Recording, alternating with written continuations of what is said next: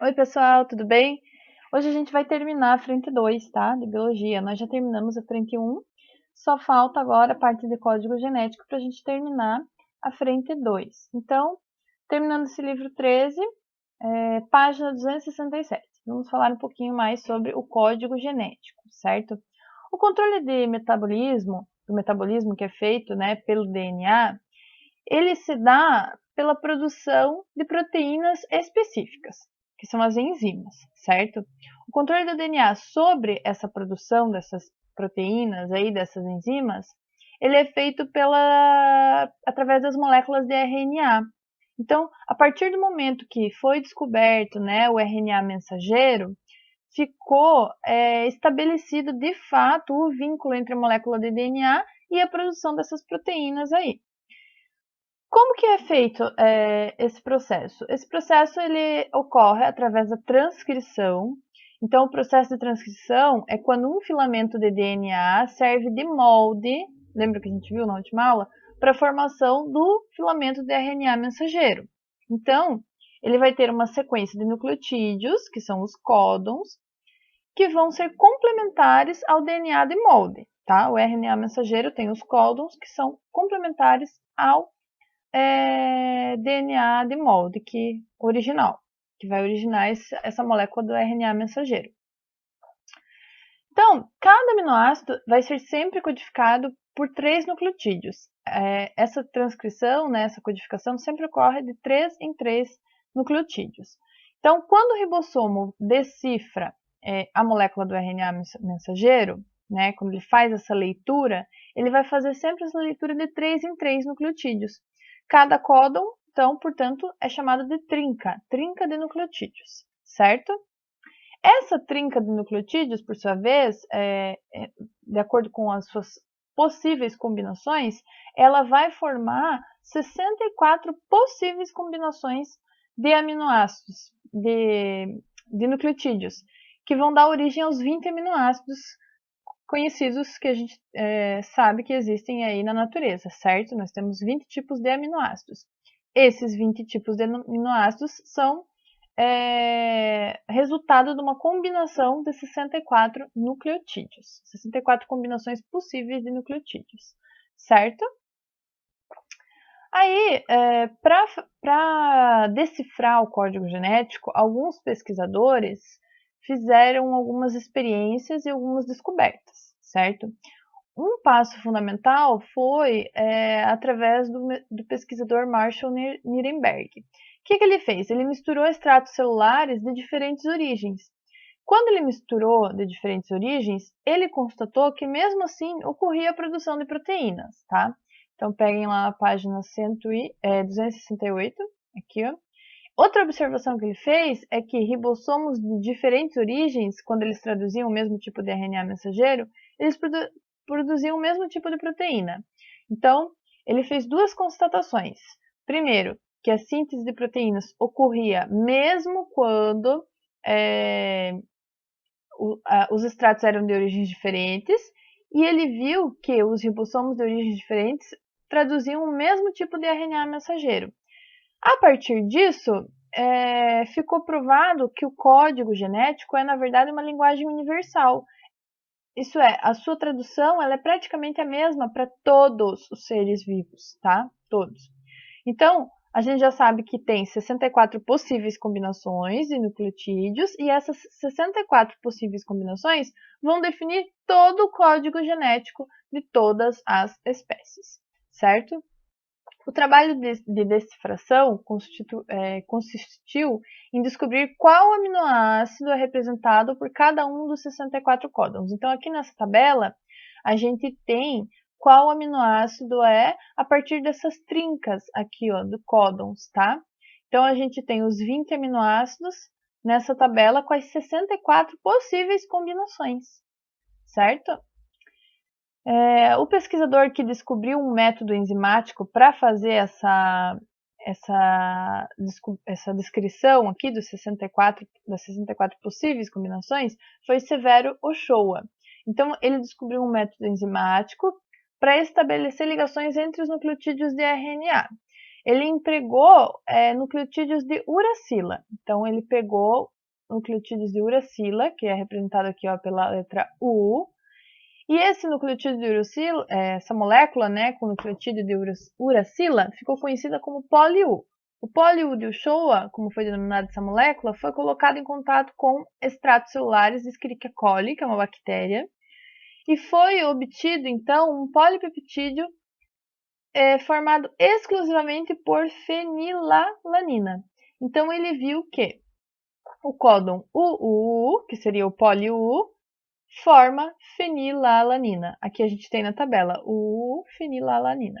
Só que eles viram também, né, depois, que o códon UUC, a trinca, né, diferente, UUC, diferente de UU, também forma o mesmo aminoácido fenilalanina. Então, acabou se descobrindo que alguns códons podem representar o mesmo tipo de aminoácido, certo? Então, aqui na tabela a gente tem todos os 20 aminoácidos. E notem que alguns são representados por um único códon. Por exemplo, deixa eu ver um que tenha só um códon. Esse aqui, ó, AUG. Esse códon, ele é metionina. Então, para ser metionina, tem que ser AUG. Já a leucina, por exemplo, pode ser CU, CUC, CUA, CUG. Então, várias trincas possíveis também para representar a leucina, certo? Alguns vão ser uma única trinca, alguns vão ser mais de uma. 2, 3, né? Ou até mais. Certo? Então, ao observar os 64 códons aqui para representar os 20 aminoácidos, dá para a gente verificar que alguns códons aqui estão em excesso. A existência de 3 códons que não representam nenhum aminoácido, dá para a gente ver aqui também, eles estão representados por parada. Por exemplo, esse aqui, ó. O AA é parada, o AG é parada, o GA é parada. Parada significa que não tem nenhum aminoácido aqui, eles não representam nenhum aminoácido, certo? Então, ao observar esses 64 aqui, a gente vê que tem alguns em excesso e que tem 3 códons, o AA, o AG e o GA, que não representam nenhum aminoácido. O que seriam esses que não representam nenhum aminoácido, que está ali como parada? Na verdade, eles seriam como se fossem pontuações da escrita, dessa tradução do RNA mensageiro. É como se fossem pontos de parada da síntese de proteína. É uma mensagem que é para parar de produzir proteína. Naquele momento não vai produzir nenhuma proteína, certo? Então, são os códons de parada. Observou-se também que certos aminoácidos são codificados por apenas um códon, como eu falei, né? Enquanto outros podem ser representados por 2 ou mais diferentes. Agora aqui, ó, considere o códon AGC, que codifica o aminoácido serina. Então, vamos procurar na tabela aqui o códon AGC. AGC tá aqui, ó, AGC. Vou deixar em amarelinho. E ele codifica o aminoácido serina, certo? Observando-se, portanto, que desculpa, deixa eu voltar aqui. Considere o códon AGC, já consideramos ali, ó, que codifica o aminoácido serina.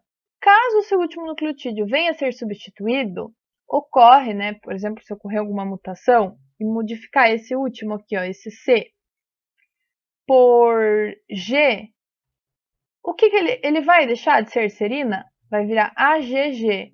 Vai. AGG é a arginina. Ele vai deixar de ser serina e vai virar arginina.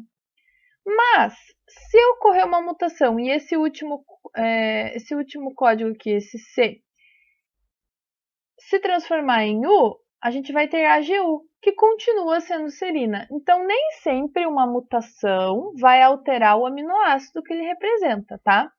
Por exemplo, aqui, se o C virar U, continua sendo serina. Mas se esse C virar G, passa a ser arginina, outro aminoácido. Certo? Então, é só uma curiosidade aí, tá? Aqui a gente tem o exemplo, né, na página seguinte dessa mutação. Então, aqui, ó. AGC é serina, mas se virar AGG, vai ser arginina.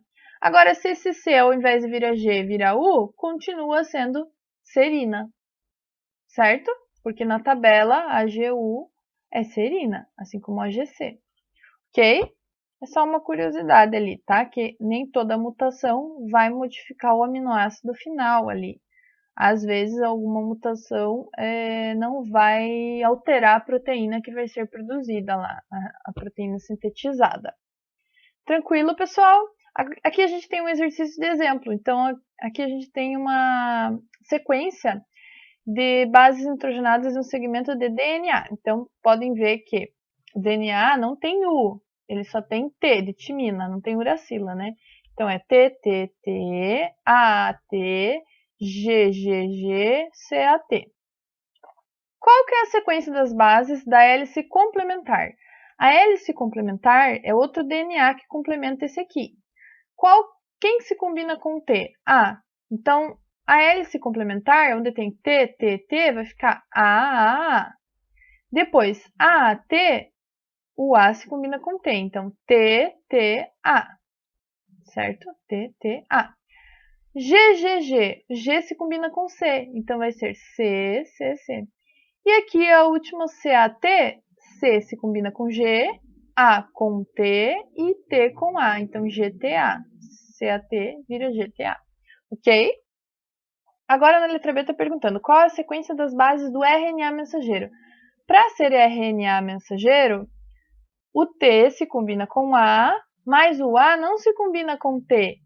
Onde tem T vira U, porque não tem timina em RNA, e sim uracila, né? Lembram? Então aqui, ó, o primeiro códon vai ficar igual do DNA complementar, TT vai virar A, TTT, A. Depois o A vai virar U, em vez de T, né?